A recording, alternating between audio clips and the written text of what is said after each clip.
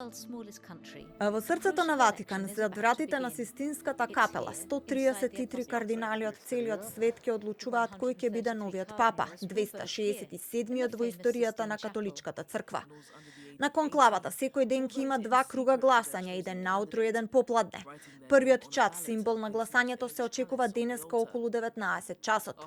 Чадот се испушта од оџак кој е инсталиран на врвот на Систинската капела на крајот од секоја сесија за гласање. Ако чадот е црн, тоа значи дека гласањето е неуспешно, доколку е бел, тогаш е избран нов папа.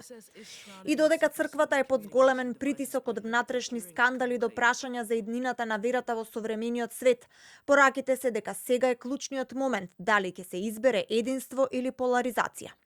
I think the key at this point in the history of the church is Мислам дека клучот во овој момент од историјата на црквата е дали луѓето бараат единство или бараат поделба, дали бараат некој кој ќе ги обедини луѓето заедно или поларизира, затоа што за жал дури и во католичката црква постојат групи кои бараат поларизација исто како политиката во некои земји денес. Анкетите пак покажуваат дека верниците посакуваат папа кој ќе биде гласот на народот и кој ќе се соочува со современите предизвици.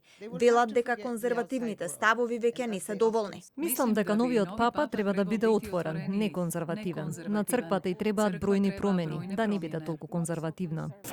И да се бори за мир во светот. Сметам дека тоа е најважно. Меѓу потенцијалните фаворити се кардинали од Африка, САД, Јужна Америка и Азија, дел од нив познати по харизмата и посветеноста на сиромашните.